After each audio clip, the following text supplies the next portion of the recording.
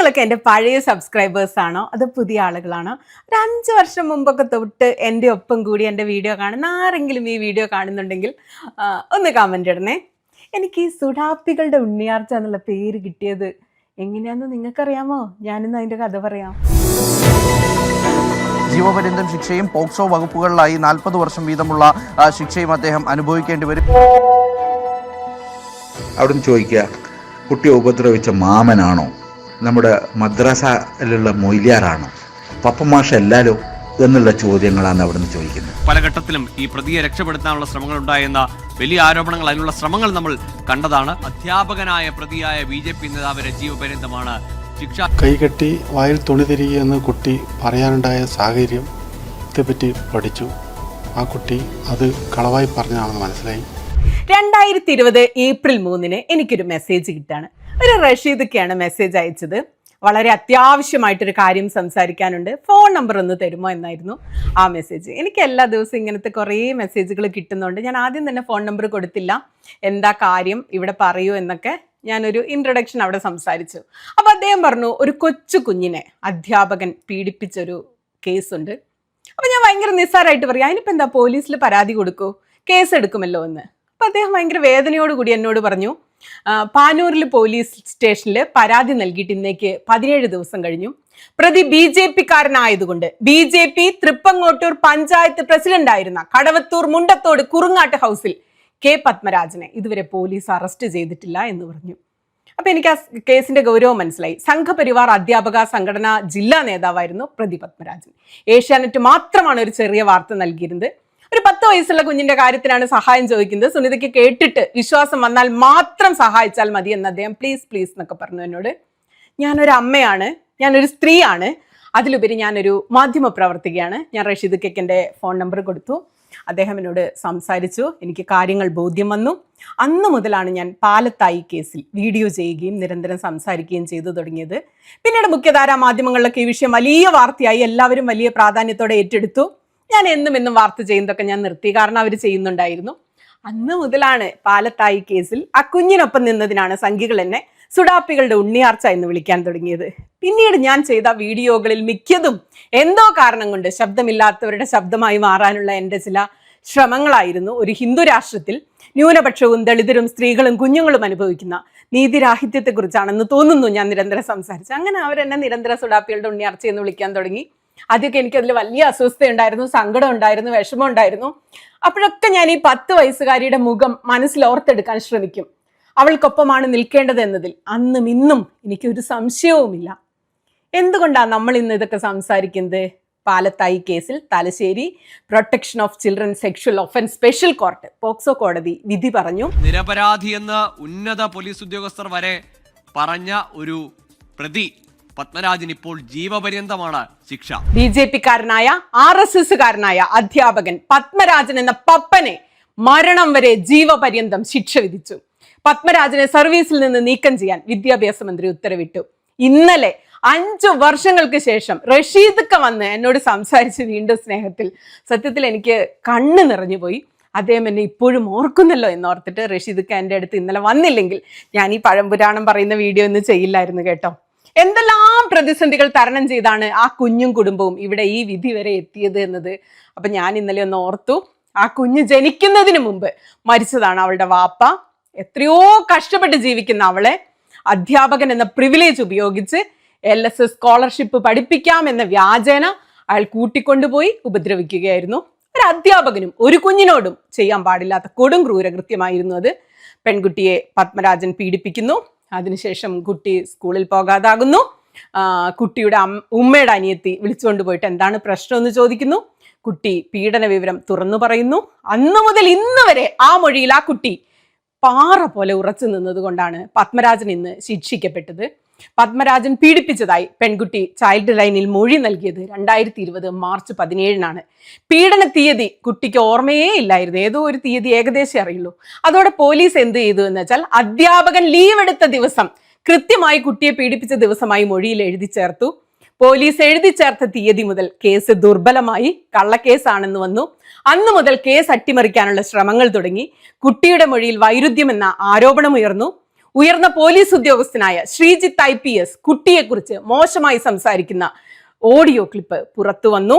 ആദ്യ FIR register ചെയ്ത Panoor SHO TP Sreejith പ്രതിക്ക് അനുകൂലമായി ഇടപെട്ടു എന്ന ആരോപണമുണ്ടായി. അവസാനം പെൺകുട്ടിയുടെ അമ്മ ഹൈക്കോടതിയെ സമീപിച്ചു.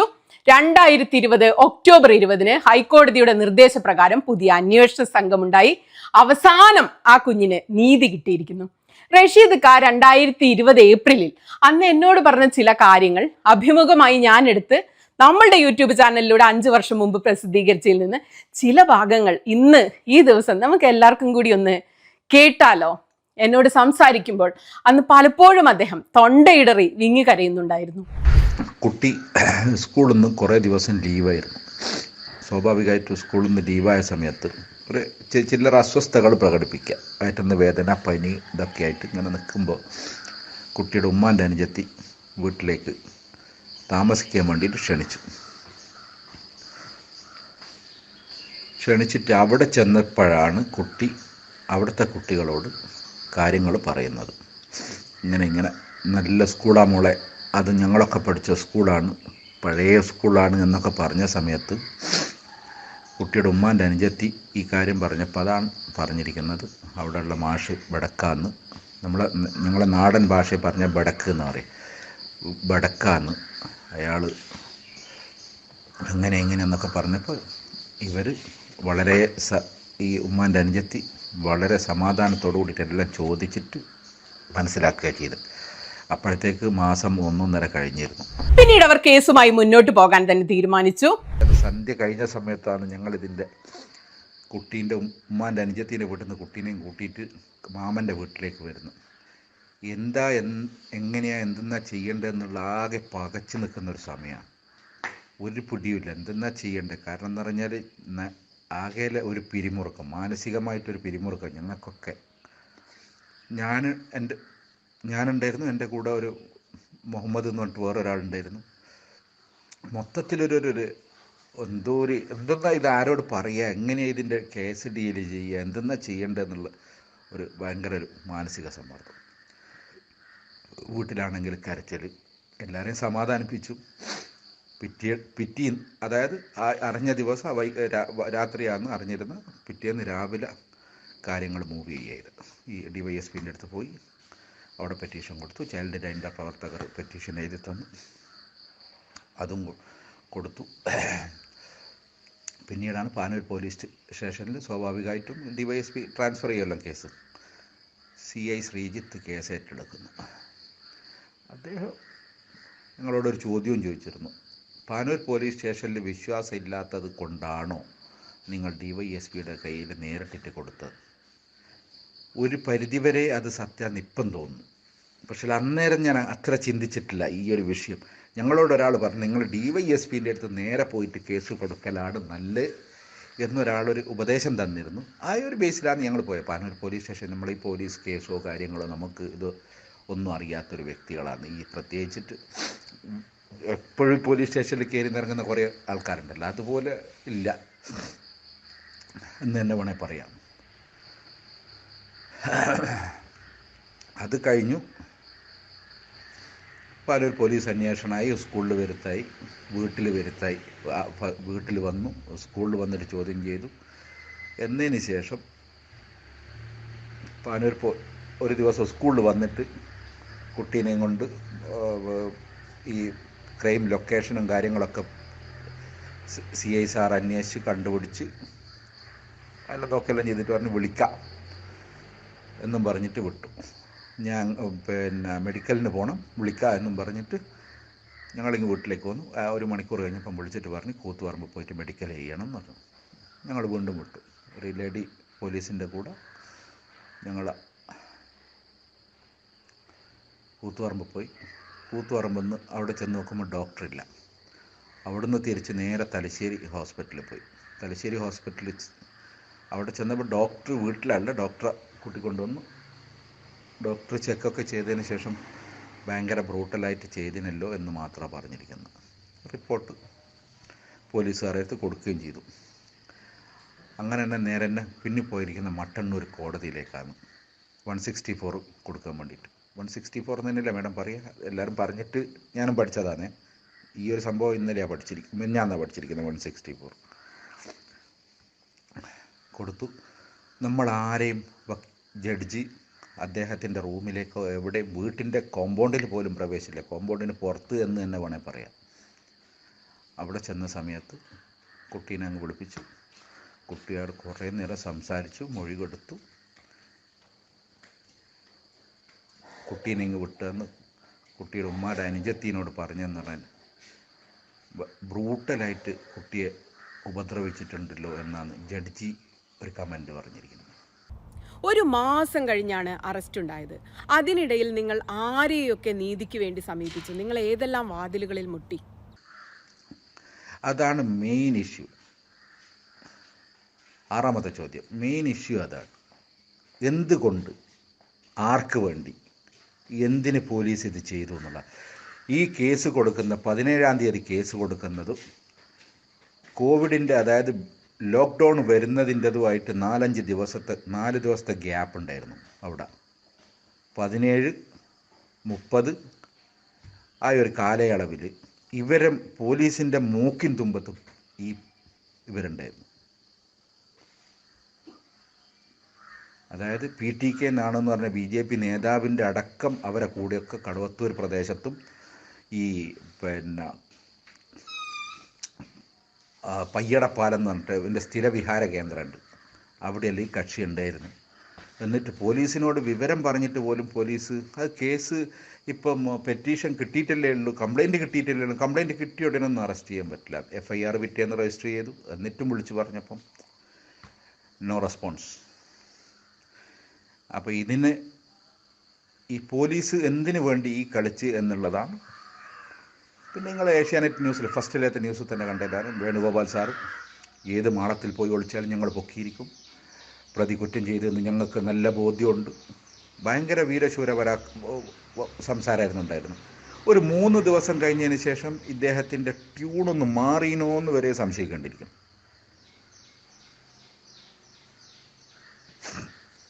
എന്നിരുന്നാലും അതിന് വേണ്ടിയിട്ട് കേസും കാര്യങ്ങളും കൊടുത്തിട്ടുണ്ട് എന്നുള്ളതാണ് അറിവ്. മറ്റേ വുമൺ ജസ്റ്റിസ് ഫോറം അവർക്ക് ഈ പോലീസിൻ്റെ അനാസ്ഥ അന്വേഷിക്കണമെന്ന് പറഞ്ഞിട്ട് കേരള ഗവൺമെൻറ്റിനോട് അപേക്ഷിച്ചിട്ടുണ്ടെന്നാണ് കേട്ടറിവ്. പിന്നെ ഇതിനകത്ത് വേറൊരു വിഷയം കൂടി ഞാൻ പറഞ്ഞുതരാം മാഡം. ഈ 164 ഒക്കെ കൊടുത്തു, എല്ലാം കഴിഞ്ഞതിന് ശേഷം പറഞ്ഞ് കുട്ടീനെ കൗൺസിലിങ്ങിന് കൊണ്ടുപോകണം. ഞങ്ങൾ കണ്ണൂർ ജില്ലയിലാണ് ഞങ്ങൾ താമസിക്കുന്നത്. കോഴിക്കോട് കൊണ്ടുപോകണം എന്ന് പറഞ്ഞു. അപ്പോൾ പലരും പറഞ്ഞു, കണ്ണൂർ ജില്ലക്കാരെ നമ്മളെന്തിനാ കോഴിക്കോട് കൊണ്ടുവന്നു, അതിൻ്റെ ആവശ്യമില്ല എന്ന് നിയമവിദഗ്ധർ മറ്റുള്ളവരൊക്കെ പറഞ്ഞു. അപ്പോൾ പിന്നെ പോലീസുകാർ വിളിച്ച് പറഞ്ഞപ്പോൾ ഞങ്ങൾ പറഞ്ഞു, പിന്നെ കുട്ടിക്ക് ഇന്ന് ശാരീരിക അസ്വസ്ഥത ഉണ്ട്, അതുകൊണ്ട് ഇന്ന് പോകാൻ പറ്റില്ല, 2 ദിവസം കഴിയട്ടെ എന്ന് പറഞ്ഞു.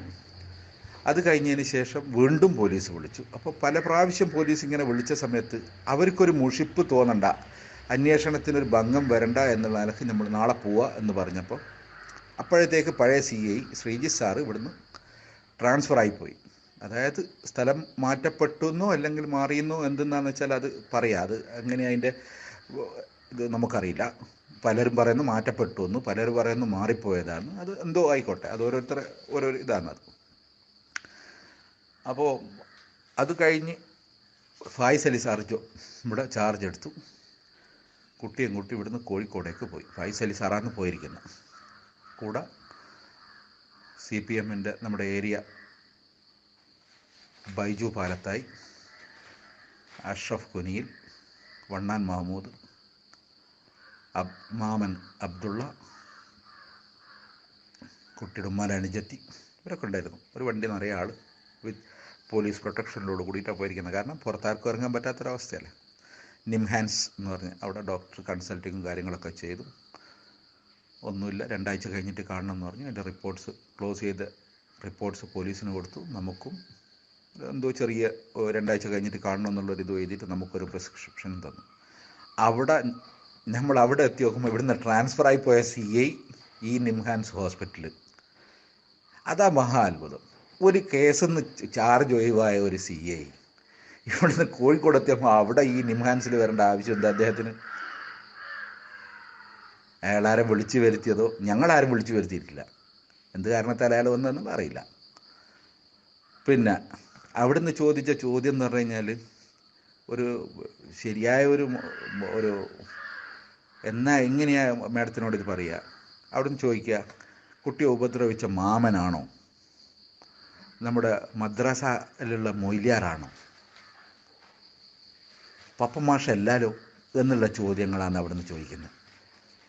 ഇതെല്ലാം ഈ കുട്ടിയോട് നേരിട്ടിട്ട് ചോദിക്കാൻ എന്താ നിയമവ്യവസ്ഥയാണ്? നമുക്ക് ചോദിക്കാനും പറയാനും നമുക്ക് ആരും ഇല്ലാത്തൊരവസ്ഥയായിപ്പോയി ആ സമയത്ത്.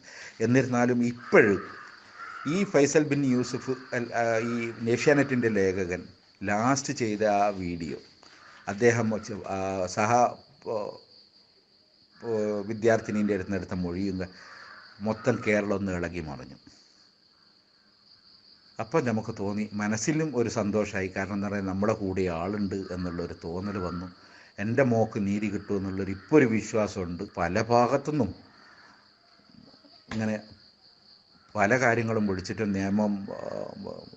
നിയമസഹായം വേണോ, ഫിനാൻഷ്യൽ സഹായം വേണോ, പല സഹായങ്ങളും ആവശ്യപ്പെടുന്നു. പിന്നെ ഞങ്ങൾ ചെയ്തു തരാം, മറ്റേത് കോടതിയിൽ വക്കീലിന് ഞങ്ങൾ വെച്ച് തരാം, ഇവിടെ ഞങ്ങൾ വെച്ച് തരാം, എന്തോരോ സഹായങ്ങൾ. ഒന്നും ഞങ്ങൾ ഇതുവരെയായിട്ടും എല്ലാവരെയും നല്ല ഇതായിട്ട് ഞങ്ങൾ നിരസിച്ചിട്ടെന്ന് പറഞ്ഞാൽ ആരെയും വെറുപ്പിക്കാത്ത തരത്തിൽ നമ്മൾ മാറ്റി നിർത്തിയിട്ടുണ്ട്. ഇനി ആവശ്യം വരുമെന്നൊന്നും നമുക്ക് പറയാൻ പറ്റില്ലല്ലോ. കാരണം എന്താ, ദൈവനിശ്ചയം ഇപ്പം അങ്ങനെയാണെങ്കിൽ ഇപ്പോൾ സ്വീകരിക്കാണ്ടിരിക്കുന്ന നിവൃത്തിയില്ല. ഏഷ്യാനെറ്റ് ഒരു വാർത്ത നൽകി, പത്മരാജൻ അറസ്റ്റിലായി. പോലീസ് അവരോട് എങ്ങനെയായിരുന്നു ആദ്യകാലത്ത് പെരുമാറിയതെന്ന് നമുക്ക് കേൾക്കാം. അതായത് DYSP സാറിൻ്റെ ഓഫീസിൽ പ്രതി അവിടെ നിൽക്കുക. നൗഫൽ ബിൻ യൂസുഫ് അങ്ങ് കയറി ചെല്ലുന്ന സമയത്ത് മാസ്ക് ധരിക്കാൻ വേണ്ടിയിട്ട് ഒരു റിക്വസ്റ്റ് ചെയ്യുന്നുണ്ട്. അങ്ങനെ ഒരു പ്രതിനോട് മാസ്ക് ധരിക്കാൻ പറയാൻ സ്വയം മാസ്കും ധരിച്ചിട്ടില്ല അദ്ദേഹം. അല്ല, അങ്ങനെ ഒരു ഇതാണെങ്കിൽ ഒരു രോഗത്തിൻ്റെ ഈ കോവിഡിൻ്റെ കാരണത്താലാണ് എങ്കിൽ അദ്ദേഹം ധരിച്ചിട്ടില്ല. അപ്പോൾ അദ്ദേഹം ധരിച്ചിട്ട് കാണിച്ചു കൊടുക്കല്ലേ ചെയ്യേണ്ടത്. അതല്ല, ഇത് ഫേസ് ക്യാമറയ്ക്ക് വരണ്ട എന്നുള്ളൊരു ഉദ്ദേശത്തിലാണോ എന്ന് വരെ സംശയിക്കേണ്ടി. ഇത്രയുമായപ്പോൾ സോഷ്യൽ മീഡിയ കത്തിത്തുടങ്ങി. ലസിത പാലക്കിൽ ഉൾപ്പെടെയുള്ള സംഘികൾ ഇറങ്ങി പത്മരാജന് പിന്തുണ പ്രഖ്യാപിച്ചു. കുട്ടിയെയും വീട്ടുകാരെയും അപമാനിച്ചു.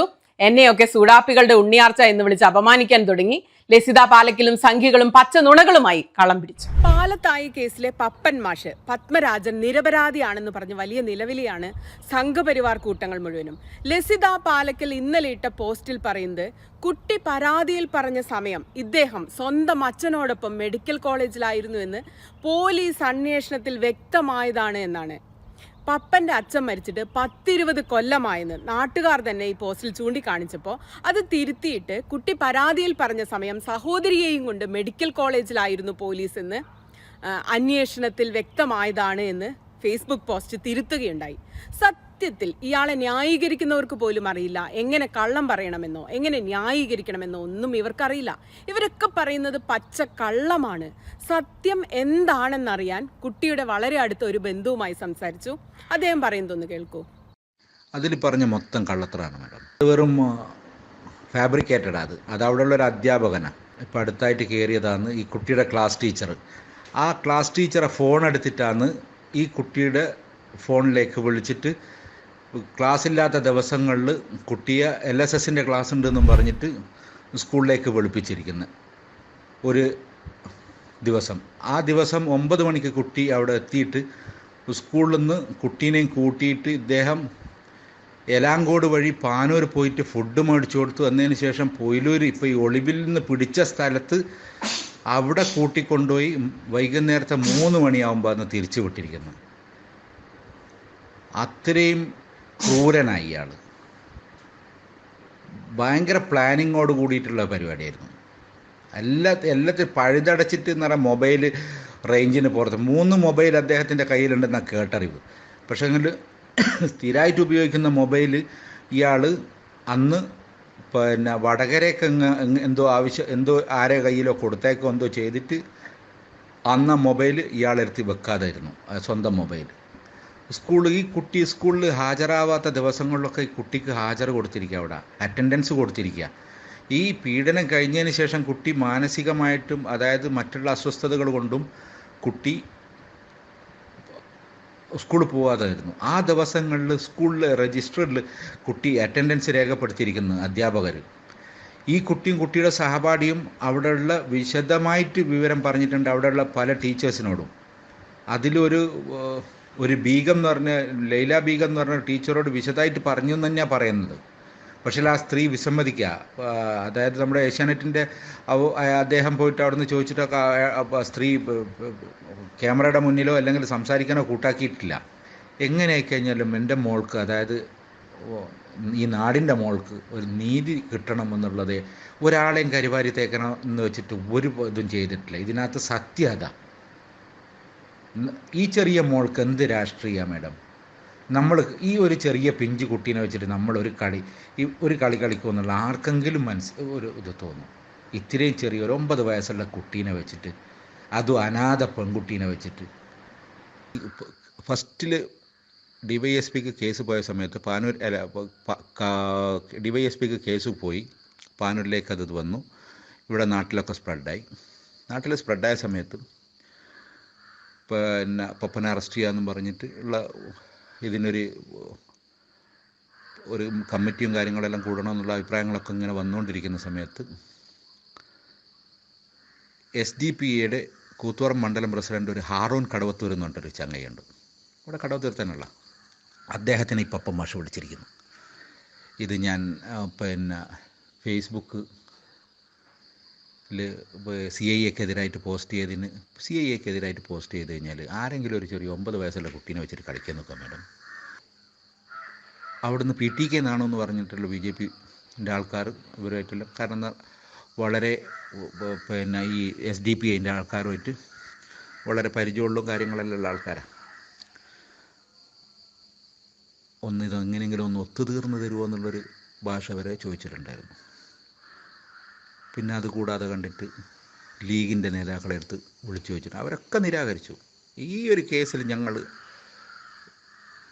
പ്രതിഭാഗത്ത് നമ്മൾ നിൽക്കുന്ന പ്രശ്നമില്ലാന്ന് അവർ ഇട്ടുമുറിച്ചിട്ട് പറഞ്ഞു. SDPയും പറഞ്ഞു, ലീഗും പറഞ്ഞു, മാർക്സിസ്റ്റും പറഞ്ഞു, കോൺഗ്രസ്സുകാരുടെ അടുത്ത് സമ്മർദ്ദം ഉണ്ടായിരുന്നു. ഇദ്ദേഹത്തിൻ്റെ അച്ഛൻ്റെ ഏട്ടൻ്റെ മോൻ മലയാള മനോരമയുടെ ലേഖകനാണ്, പ്രാദേശിക ലേഖകനാണ്, സജീവ കോൺഗ്രസ് പ്രവർത്തകനാണ്. ആരും തന്നെ ഒരു പാർട്ടിക്കാരും ഇവർക്ക് സപ്പോർട്ട് ചെയ്തിട്ടില്ല. ഇവർ മാത്രം പറയുന്നതിൻ്റെ കാരണം എല്ലാവരും കൂടിയിട്ട് ഇത്രയും അധ്യാപകരുള്ള ഒരു സ്കൂളിൽ കുട്ടി ഇദ്ദേഹത്തിന് കാര്യങ്ങൾ, കാരണം എന്താ പറയുക, സ്കൂളിൽ പല കുട്ടികൾ ആ ചെറിയ മോളുടെ എല്ലാം മൊഴികൾ കേട്ട് കഴിഞ്ഞാൽ ആരെങ്കിലും പറയിക്കുന്നതെന്ന് തോന്നുന്നുണ്ടോ നിങ്ങൾക്ക്? ശ്രുതിയുടെ വീട്ടിൽ കൊണ്ടുപോയിട്ടുണ്ടോ എന്ന് പറയാൻ പറ്റില്ല. പക്ഷെങ്കിൽ പൊയിലൂരേക്ക് കൊണ്ടുപോയിരിക്കുന്നത്, അത് ഏത് വീട്ടിലാക്കെന്നുള്ള അറിയില്ല, ഒരു വീട്ടിലാണ് കൊണ്ടുപോയിരിക്കുന്നത്. അത് കുട്ടി സമ്മതിക്കുന്നുണ്ട്. അതായത് 9 മണിക്ക് സ്കൂളിലെത്തി, 9 മണിക്ക് കുറച്ച് നേരം അവിടെ സ്കൂളിൽ ചിലവഴിച്ചു. എന്നതിന് ശേഷം എരാങ്കോട് വഴി പാനൂർ പോയി അവിടെ നിന്ന് ഒലീവ് എന്ന് പറഞ്ഞിട്ടൊരു ഹോട്ടലിൽ നിന്ന് ഫുഡ് മേടിച്ചിട്ട് കൊടുത്തു. എന്നതിന് ശേഷം പാനൂരിൽ നിന്ന് പാറാട് വഴി കല്ലിക്കണ്ടിയിൽ നിന്ന് പൊയിലൂരാണ് പോയിരിക്കുന്നത്. പോലീസിന് ഈ വഴിക്കുള്ള CCTV എന്നെ ചെക്ക് ചെയ്ത് കഴിഞ്ഞാൽ ശരിക്കും ക്ലിയറായിട്ട് കിട്ടാവുന്നതാണ്. പക്ഷേ ഇന്നത്തെ തീയതിയിൽ പോലീസ് ആ CCTV റിക്കവർ ചെയ്യാൻ പോലീസ് ശ്രമിച്ചിട്ടില്ല, ലോക്ക്ഡൗണിൻ്റെ പേരും പറഞ്ഞിട്ട്. അതായത് പാലത്തായി UP സ്കൂളിൽ നിന്ന് പാനൂരെത്തുന്നവരെ 5ഓളം CCTVകളുണ്ട്. പാനൂര് പോലീസ് തന്നെ വച്ചിരിക്കുന്ന CCTV വേറെ ഉണ്ട്. ഒലീവിൻ്റെ, അതായത് ഈ ഒലീവ് എന്ന് പറഞ്ഞ ഒരു ഹോട്ടലാണ്, റെസ്റ്റോറൻ്റാണ്, ഒരു കാറ്ററിംഗ് സർവീസ്, അവർ CCTV ഉണ്ട്. അത് കൂടാതെ കണ്ടിട്ട് അവിടുന്ന് പിന്നെയും തിരിച്ചിട്ട് വേണം പാറാട് കല്ലിക്കണ്ടിയിൽ നിന്ന് പൊയിലൂർ എന്ന് പറഞ്ഞ പ്രദേശത്തേക്ക് എത്താൻ. അത് ശ്രുതിയുടെ വീടാണോ എന്തെന്നാണെന്നല്ലോ എനിക്ക് പറയാൻ പറ്റില്ല, അറിയാത്ത കാര്യം പറയരുതല്ലോ. പക്ഷേ അവിടെ ഒരു വീട്ടിൽ പോയിട്ടുണ്ട്, അവിടെ വേറെ ഒരാൾ ഉണ്ടായിരുന്നു എന്നുണ്ട് കുട്ടി പറയുന്നുണ്ട്. ഇതിൽ 2 ഭാഷയുണ്ട്. ഈ ABVPയുടെ നേതാവിൻ്റെ വീട്ടിൽ നിന്ന് അവിടെ എന്നുള്ള ഇതിലാണ് ഇവർ പോലീസ് പോയിരിക്കുന്നത്. ആ സ്ത്രീയുടെ ഭർത്താവിനെ പിടിച്ചു ചോദ്യം ചെയ്തപ്പം അവരാണ് പറഞ്ഞിരിക്കുന്നത്. അപ്പോഴത്തേക്ക് വീട് ആ ഒരു പ്രദേശം എന്ന് പറഞ്ഞാൽ കുറേ ഈ BJP പ്രവർത്തകരെ വീടുള്ളതാണ്. അവിടെ നിന്ന് ഇങ്ങനെ മാറി കളിക്കാം. അവിടുന്ന് ഇറങ്ങി ഓടി വേറൊരു വീട്ടിൽ കയറി, വേറൊരു വീട്ടിൽ നിന്ന് അവിടുത്തെ തൊഴുത്തിലേക്ക് മാറി. അവിടെ നിന്നൊക്കെയാണ് പിടിച്ചിരിക്കുന്നതെന്നുള്ള വേറൊരു ഇതുണ്ട്. ഒരു നാണു എന്ന് പറഞ്ഞ ഒരാളെ വീട്ടിൽ നിന്നാണ് പിടിച്ചിരിക്കുന്നതെന്നും ഇവരെ വീട്ടിലാണ് ഉണ്ടായിരുന്നെന്നും അതിൻ്റെ സത്യാവസ്ഥ പോലീസും ശരിക്കുള്ളൊരു വിവരം തരുന്നില്ല, പത്രപ്രവർത്തകർക്കും ശരിക്കുള്ളത് കിട്ടുന്നില്ല. നാട്ടുകാരിൽ ഒരാൾ എന്നോട് പറഞ്ഞിരിക്കുന്നത് 12 മണിക്ക് പോലീസ് അവിടെ എത്തി. എല്ലാ ദിവസവും പോലീസ് ആ പ്രദേശത്തൊക്കെ ഇങ്ങനെ കറങ്ങുന്നുണ്ട്. 2 വണ്ടി പോലീസ് അവിടെ എത്തി. 3:15 DYSPയും കാര്യങ്ങളും വന്നു. അവിടുന്ന് മൈക്കിൽ അനൗൺസ് ചെയ്തു, ഈ പത്മരാജനെ ഒളിപ്പിച്ച് വെച്ച് ആരെങ്കിലും ഉണ്ടെങ്കിൽ അവരെക്കെതിരെയും കേസെടുക്കും, എവിടെയാണുള്ളതെന്നുള്ള പറഞ്ഞു എന്ന് പറഞ്ഞു. അപ്പോഴത്തേക്ക് പോലീസ് ആ പ്രദേശം മൊത്തം വളഞ്ഞിരുന്നു. ഇയാളിങ്ങനെ മാറി മാറി വീടുകളിൽ നിന്ന് ഇങ്ങനെ ഓരോരുത്തരും തൊഴുത്തിലും കാര്യങ്ങളെല്ലാം പുറത്തേക്ക് ഓടുന്ന സമയത്ത് പോലീസ് ഓടിച്ചിട്ട് പിടിച്ചു എന്നുള്ളതാണ് ആ നാട്ടിലുള്ള ഒരാൾ എന്നോട് പറഞ്ഞിരിക്കുന്നത്. ഒരു ചെറിയ ഓട്ടം ഓടുമ്പോഴത്തേക്ക് പോലീസ് പിടിച്ചിരിക്കുന്നു. എന്തൊക്കെയാണ് കുട്ടി പറഞ്ഞത്? പപ്പൻ മാഷെക്കുറിച്ച് കുട്ടി പേരെടുത്ത് സംസാരിച്ചിരുന്നോ? എന്ത് തന്നെ ചോദിച്ചു കഴിഞ്ഞാലും പപ്പൻ മാഷ പേരേ കുട്ടി പറയുന്നുള്ളൂ, വേറൊരാളെ പേര് പറയുന്നില്ല. അവിടെയുള്ള വേറൊരു അധ്യാപകൻ്റെ പേര് പറയുന്നത് അതെല്ലാം റോങ് ഇൻഫർമേഷനാണ്. അത് കാരണം എന്ന് പറഞ്ഞാൽ BJPക്കാർ പടച്ചുണ്ടാക്കുന്നതാണ്. ഇതിൽ 100-ൽ 101% ഈ നാട്ടിലുള്ള ഒട്ടുമിക്ക ജനങ്ങൾക്കും, കാരണം എന്ന് പറഞ്ഞാൽ ഇദ്ദേഹം ഇന്നലെ തുടങ്ങിയല്ല ഈ പരിപാടി. ഇവിടെ തന്നെ എത്രയോ ഇഷ്യൂസ് മറ്റുള്ളതെല്ലാം ഒത്തുതീർത്ത് 50,000 ഉറുപ്പ്യൊക്കെ കൊടുത്തിട്ട് ഒത്തുതീർത്ത കേസ് കുറേ ഉണ്ട് ഇദ്ദേഹത്തിൻ്റെ പേരിൽ. നിങ്ങൾ അറിയുന്ന മാത്രമൊന്നുമല്ല, കോൺഗ്രസിൻ്റെ പ്രതിനിധികൾ എല്ലാം കൂടിയിട്ട് ഒത്തുതീർത്തൊരു കേസുണ്ടായിരുന്നു. ഇതിനു മുമ്പ് സ്കൂളിൽ ഒരു കുട്ടിക്ക് ഫ്ലൈയിങ് കിസ് കൊടുത്ത് വേറൊരു കേസുണ്ടായിരുന്നു. ഇവിടെ തന്നെ ഇപ്പം വേറൊരുത്തൻ കേസ് കൊടുത്തിട്ടുണ്ട്, അനസ് എന്ന് പറഞ്ഞിട്ട് വേറൊരുത്തൻ കേസ് കൊടുത്തിട്ടുണ്ട്. അത് FIR കിട്ടിയിട്ടില്ല. അങ്ങനത്തെ കുറേ വിഷയങ്ങളുണ്ട്. കാര്യം അറിഞ്ഞപ്പോൾ നിങ്ങൾ ആദ്യം എന്ത് ചെയ്തു? ഞങ്ങൾ ആദ്യം ചെയ്ത കാര്യം എന്ന് പറഞ്ഞാൽ ഫസ്റ്റ് സ്റ്റെപ്പ് ഒരു പെറ്റീഷൻ എഴുതി നേരെ കുട്ടീനെയും കുട്ടിയുടെ ഉമ്മാൻ്റെ അനുജത്തിനെയും കുട്ടിയുടെ മാമനും കൂടിയിട്ട് DYSP ഓഫീസിലേക്ക് പോയി. അവിടെ എത്തിയ സമയത്ത് പോകുന്നതിൻ്റെ മുന്നായിട്ട് ചൈൽഡ് ലൈനിൻ്റെ പ്രവർത്തകരെയും വിളിച്ചിട്ടുണ്ടായിരുന്നു. അവിടെ എത്തിയ സമയത്ത് DYSP നല്ല തിരക്കായിരുന്നു. ഈ COVID-19 കാര്യങ്ങളായിട്ട് ചർച്ചയും കാര്യങ്ങളെല്ലാമായിട്ട് അദ്ദേഹം പുറത്തേക്ക് പോകേണ്ടി വന്നു. ആ ഒരു അവസരത്തിൽ ചൈൽഡ് ലൈനിൻ്റെ പ്രവർത്തകർ ഇവിടെ വീട്ടിൽ വന്നിട്ട് വിളിച്ചു. മാമൻ അവിടെ നിന്ന് കുട്ടീനെയും ഉമ്മാനെയും വണ്ടി കയറ്റിയിട്ട് ഇവിടത്തേക്ക് അയച്ചു. ഇവർ ചോദ്യം ചെയ്തു. മാമൻ അവിടെ പെറ്റീഷനും കൊടുത്തിട്ട് തിരിച്ചിട്ടിങ്ങ് പോകുന്നു. പിന്നീട് അന്ന് ഫസ്റ്റ് ദിവസം ഞങ്ങൾ അങ്ങനെയാണ് ചെയ്തിരിക്കുന്നത്. ഇപ്പോൾ ലസിത പാലക്കലിനോട് എനിക്ക് ചോദിക്കാനുള്ള ഈ സാഹചര്യത്തിൽ ആ കുഞ്ഞിനോട് മാപ്പ് പറയാൻ ലസിത തയ്യാറാണോ? ഇത് കഴിഞ്ഞപ്പോഴേക്കും ശ്രീജിത്ത് IPSന്റെ കുഞ്ഞിന്റെ രഹസ്യമൊഴി അടക്കം ഉൾപ്പെടുന്ന ഫോൺ കോൾ പുറത്തേക്ക് വരികയാണ്. കുട്ടി പീഡിപ്പിച്ചെന്ന് മൊഴി കൊടുത്തു. പക്ഷെ കുട്ടി പറഞ്ഞ പല ദിവസങ്ങളിലും പീഡിപ്പിച്ചത് ആദ്യം പറഞ്ഞത് 15-ാം തീയതിക്ക് മുമ്പ് മാഷ് പീഡിപ്പിച്ചതാണ്. ജനുവരി മാസത്തിലെ 2ാമത്തെ ആഴ്ച 15-ാം തീയതിക്ക് മുമ്പ് എന്ന് പറഞ്ഞാൽ 4-നും 14-നും ഇടയ്ക്ക്. അതെ. അപ്പൊ ഈ ദിവസത്തിൽ മാഷ് അവിടെ ഉണ്ടാവണ്ടേ? ആ സമയത്ത് മാഷ് അവിടെ ഉണ്ടായിട്ടില്ല. അതാണ് ഞാൻ പറഞ്ഞത്, നിങ്ങൾ പഠിച്ചോന്ന് ചോദിക്കേണ്ട കാര്യമാണ്. മാഷ് ആ സമയത്ത് ലീവ് എടുത്തിട്ട് അയാള് കോഴിക്കോട് മെഡിക്കൽ കോളേജിൽ ഇരിക്കുകയാണ്. അയാളുടെ സഹോദരിയുടെ ഹൃദയ ശസ്ത്രക്രിയയായിട്ട് ബന്ധപ്പെട്ടിട്ട്. ഇത് എങ്ങനെ ഞാൻ പോക്സോക്ക് അപ്പൊ ഈ കുട്ടി 14-ാം തീയതിക്ക് മുമ്പെന്ന് പറയുന്ന ഒരു ദിവസം മാഷ് ഇല്ലാതെ ഞാൻ എങ്ങനെയാണ് ഇതിന് ചാർജ് കൊടുക്കാൻ പറ്റുക? നിങ്ങൾ അന്വേഷിച്ചോ? സാറെ കുട്ടിയെ ഡേറ്റ് പറഞ്ഞു, ഇന്ന ദിവസത്തിനിടയിലാണ് പീഡിപ്പിച്ചതെന്ന്. കുട്ടി ഇങ്ങനെയല്ല പറഞ്ഞു, ഞാൻ ഒരുപാട് തവണ പീഡിപ്പിച്ചിട്ടുണ്ട് എന്ന്. കുട്ടി പറഞ്ഞത് 3 തവണ പീഡിപ്പിച്ചിട്ടുണ്ടെന്നാണ്. അത് ആദ്യം അങ്ങനെയല്ല പറഞ്ഞത്. ആദ്യം പറഞ്ഞത് 1 പ്രാവശ്യം പീഡിപ്പിച്ചു എന്നാണ്. കോടതിയിൽ പറയുന്നത് ആദ്യം പറഞ്ഞത് 1 പ്രാവശ്യം പീഡിപ്പിച്ചു എന്നാണ്. രണ്ടാമത് കൊടുത്ത വഴിയിൽ 3 ദിവസം പറഞ്ഞു. 15, 26, ഫെബ്രുവരി 2, 3 ദിവസം പറഞ്ഞു. അപ്പൊ ഈ 3 ദിവസം ഇത് നടക്കാനുള്ള സാഹചര്യം ബാക്കിയുള്ളവരുടെ മൊഴികളിൽ നിന്നും അധ്യാപകന്റെ CDRൽ നിന്നും, CDR എന്ന് പറഞ്ഞാല് മൊബൈൽ ടവർ ലൊക്കേഷൻ, മനസ്സിലാവുന്നുണ്ടോ? മൊബൈൽ ടവർ ലൊക്കേഷൻ, അയാൾ മറ്റ് ചെയ്ത പ്രവർത്തികൾ, ഇതെല്ലാമായിട്ട് വിയോജിക്കണ്ടേ? ഞാൻ ഈ ഓഡിയോ മുഴുവൻ നിങ്ങളെ കേൾപ്പിക്കുന്നില്ല, കാരണം അത് കുഞ്ഞിനെ അത്രയേറെ വ്യക്തിഹത്യ ചെയ്യുന്ന ഒന്നാണ്. അത് വീണ്ടും വീണ്ടും പ്രചരിപ്പിക്കാൻ ആഗ്രഹിക്കുന്നില്ല. ഇന്നലെ വക്കീലന്മാരും പോലീസും ഇതിന് മറുപടി പറഞ്ഞതുകൊണ്ടാണ് ഈ ക്ലിപ്പ് തന്നെ ഞാൻ ഇടുന്നത്. പാലത്തായി പീഡന കേസിൽ അന്വേഷണ സംഘത്തിലുണ്ടായിരുന്ന SI PC രമേശൻ വിശദീകരിക്കുന്നു. സമൂഹത്തിലും പൊതുവെ മീഡിയകളിലും ഈ കേസ് വളരെ പ്രമാദമായി ചർച്ച ചെയ്യപ്പെടുകയും ഒരു കളവായ കേസാണെന്ന് പൊതുവെ ധാരണയുണ്ടാവുകയും ചെയ്യുന്ന അവസരത്തിലാണ് ഈ കേസ് നമുക്ക് കിട്ടുന്നത്. ആ കാഴ്ചപ്പാടോട് കൂടി തന്നെയാണ് ഈ കേസിനെ സമീപിച്ചത്. എന്നാൽ CD ഫയൽ വായിച്ച് നോക്കിയപ്പോൾ ഒരുപാട് തവണ സൂക്ഷ്മമായി പരിശോധിക്കുമ്പോൾ കുറേ സത്യങ്ങൾ CD ഫയൽ തന്നെ ഒളിഞ്ഞു കിടപ്പുണ്ട്. FIS തന്നെ ആദ്യത്തെ FI മൊഴിയിൽ തന്നെ വാതിലടച്ച് കുറ്റിയിട്ടു എന്ന് കുട്ടി പറയുന്നുണ്ട്. അപ്പോൾ തന്നെ ഒരു കുറ്റിയുള്ള കുളത്തുള്ള അല്ലെങ്കിൽ കുറ്റിയുള്ള മുറിയാണെന്ന് ബോധ്യപ്പെട്ടു. പക്ഷേ ലോക്കൽ പോലീസ് തയ്യാറാക്കിയ മഹസറിൽ കുറ്റി ഇല്ലാത്ത മറ്റൊരു റൂമായിരുന്നു, സംഭവസ്ഥലം മാറിപ്പോയതാണെന്ന് മനസ്സിലായി. അതുപോലെ തന്നെ ഈ കേസിലെ FISൽ കൈകെട്ടി വായിൽ തുണി തിരികെയെന്ന് കുട്ടി പറയാനുണ്ടായ സാഹചര്യത്തെപ്പറ്റി പഠിച്ചു. ആ കുട്ടി അത് കളവായി പറഞ്ഞതാണെന്ന് മനസ്സിലായി ആ സ്റ്റേറ്റ്മെൻ്റ് മാത്രം. പക്ഷേ അതിനുശേഷം പല ഉദ്യോഗസ്ഥരും പലതവണ ചോദിച്ചപ്പോഴും ഈ സംഭവ സ്ഥലം തന്നെയാണെന്നും അതേ മുറി തന്നെയാണെന്നും പ്രതി ഒരേ ഒരാൾ തന്നെയാണെന്നും കുട്ടി ആവർത്തിച്ചു പറഞ്ഞു കൊണ്ടേയിരുന്നു. പക്ഷേ ഏതോ സാഹചര്യത്തിൽ കൈകെട്ടി വായിൽ തുണി തിരികെയെന്ന് പറഞ്ഞതിനെ തുടർന്ന് പല കളവും ആ കുട്ടിക്ക് പറയേണ്ടി വന്നു. അതുകൊണ്ട് ആദ്യ അന്വേഷണ സംഘത്തിന് ആശങ്കയുണ്ടായി, സംശയങ്ങളുണ്ടായി, ഒരുപാട് മറ്റ് രീതിയിലേക്ക് ആ കേസ് സഞ്ചരിച്ചു. കേസ് വഴിതിരിഞ്ഞു പോയി. എന്ന് പറയുന്ന കുട്ടി പറയുന്ന മുറിയിലെ ക്ലോസറ്റിന് നേരെ എതിർഭാഗത്തുള്ള ഒരു ടാപ്പുണ്ട്, വാട്ടർ ടാപ്പ്. ആ ടാപ്പിൻ്റെ നേരെ അടിയിലുള്ള ടൈൽസ് നമ്മൾ പരിശോധിച്ചു.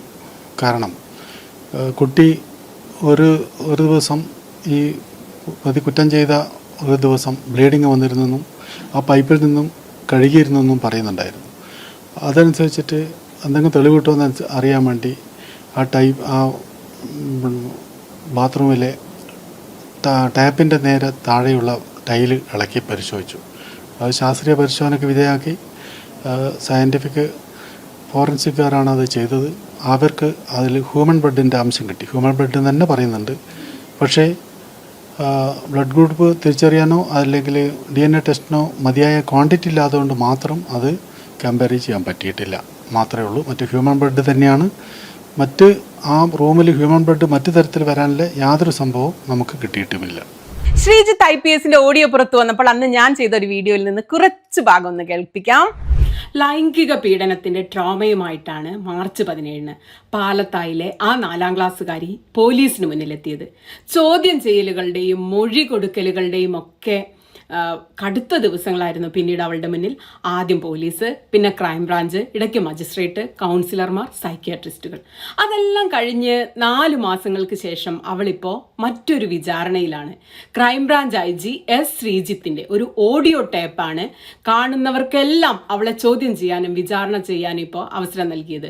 വാട്സാപ്പിലൂടെ ലോകമെങ്ങും പ്രചരിപ്പിക്കപ്പെട്ട ആ വോയിസ് മെസ്സേജ് വെച്ച് ആ പിഞ്ചു ബാലികയ്ക്കെതിരെ കടുത്ത വിദ്വേഷ പ്രചാരണം ഇപ്പോൾ നടന്നുകൊണ്ടിരിക്കുകയാണ്.